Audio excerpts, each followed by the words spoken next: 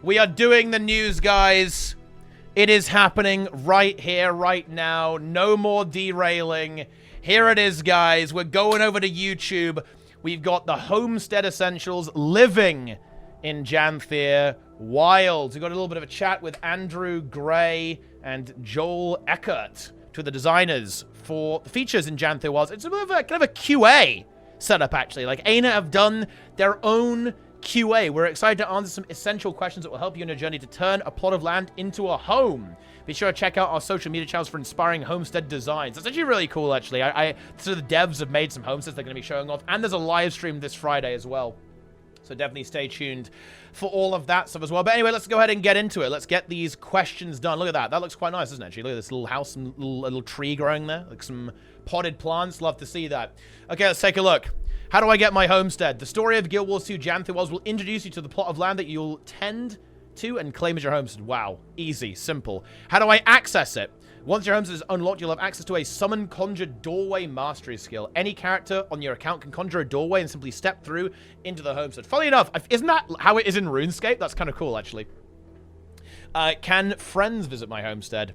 Yes, you can invite your party members to your homestead via your conjured doorway. Players who are not in party can use the door to request a party invitation from the door owner, and the owner interacting with the door will initiate the instance transfer countdown. You can even give your visitors permissions to help decorate your homestead. I will actually say I think that's unfortunate. I wish it was kind of squad.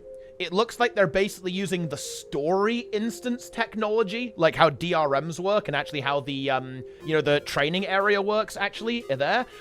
That is a misplay, in my opinion. I think this would have been much better if they'd used the squad system, so you could actually invite all of your friends in. Into your homes, especially because it's a pretty large area. It's a large area. I guess they maybe didn't want it to overlap with guild halls too much, or maybe there's some kind of tech concern with having loads of people who can, like, place decorations, stuff like that, but you can kind of do that. You can kind of do that in the guild hall anyway. I don't know. Like, I'm not a fan of this. I think that's unfortunate. I hope they would actually maybe consider actually changing this down the line. Because this kind of story instance party system, it's actually a little bit scuffed, to be honest. Like, it's not the best. Let's put it like that. So that's a shame, actually. Can I return to my original location, the place I entered from, when I exit my homestead? Yes, that's same old, right? That's how a lot of these systems work in the game. You'll find a familiar instance exit button on the lower left right of your screen that will return you to your previous location. This will even persist across sessions. If you log out and log back into your homestead to take advantage of the homestead's resting bonus upon logging back in, the instance exit button will return you to your last open world location. This will not persist if you visit another instance, though. Yeah, so it will kind of, it won't, like, remember forever. That makes sense. But again, that's very standard. What can I unlock for my homestead?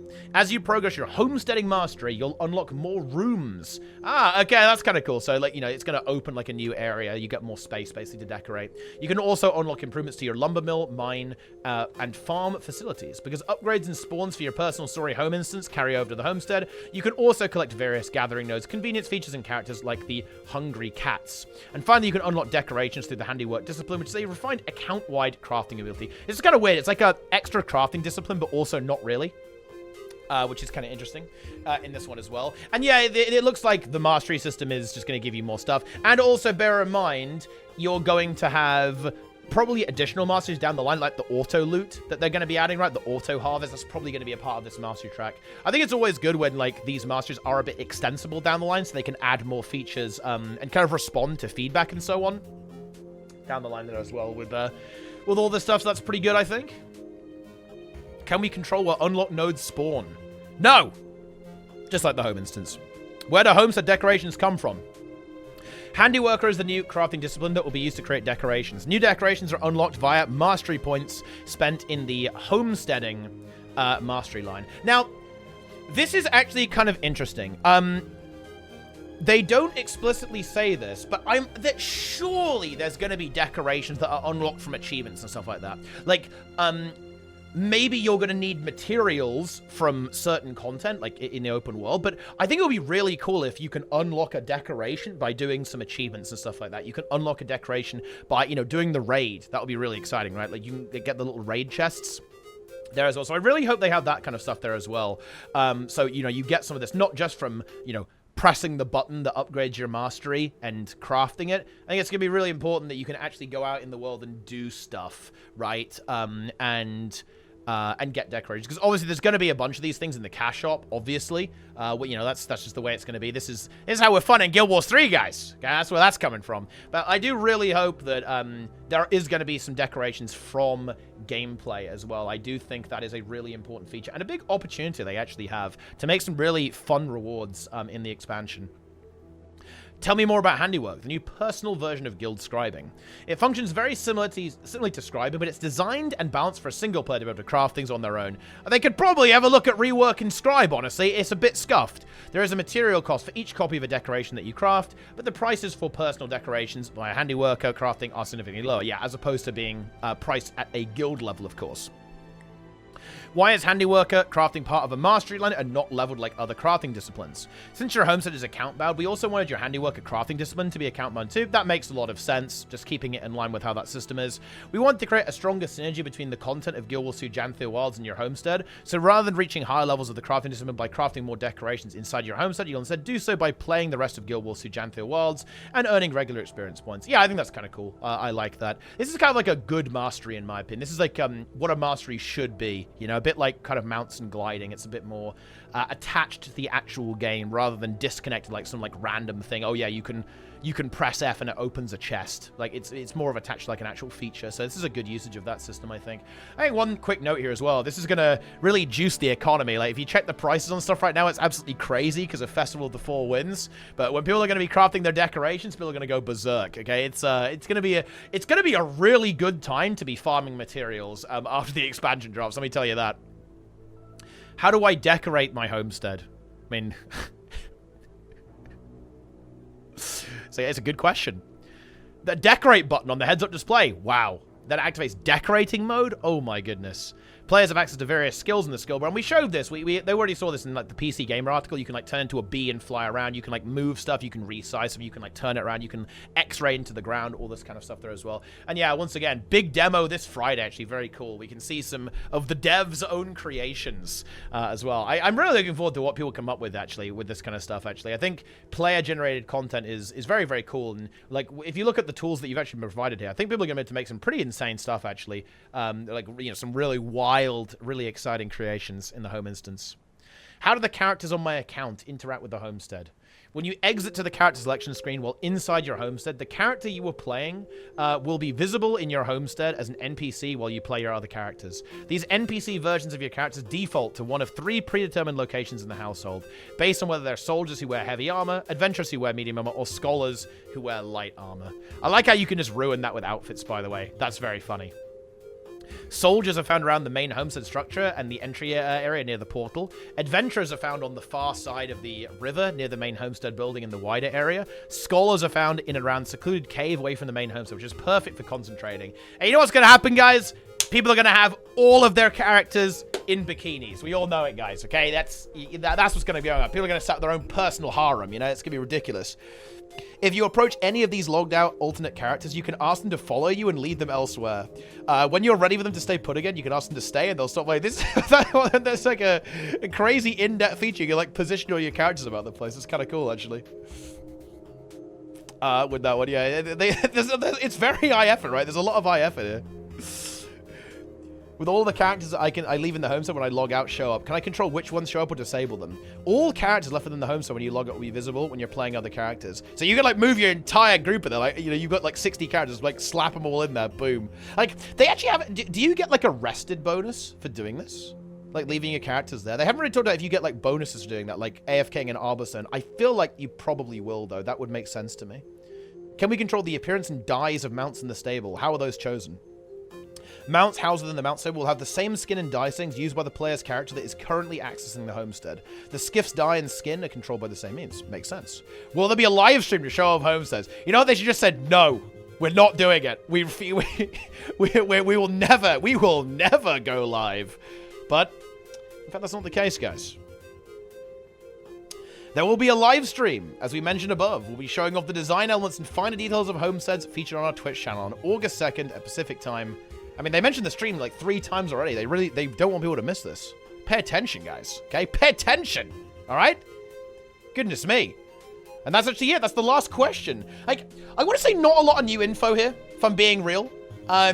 It's mostly just a kind of a bit of a recap there and advertising this live stream so we can get some broader details. A couple of little bits of info, right, about like how the crafting is going to work there as well. I'd really want to hear them dig into acquisition, actually. This is a big thing for me. Like, I'm actually planning to go hard on Janthir Wilds launch and maybe even try to 100% the game, like unlock all rewards, all masteries, everything day one. And I really hope that there's going to be a bunch of achievements and collections that you have to go after to unlock some of these decorations. I am really expecting to see a rare drop from the meta event boss that is a decoration. I'm expecting to see a bunch of achievements that have decorations. I really want to see the raid, of course, and convergences having this decoration attached to it as well, in addition to all of the other kind of baseline crafting stuff as well. This is a very powerful system, actually. It's a very powerful system. And I also want ArenaNet to actually address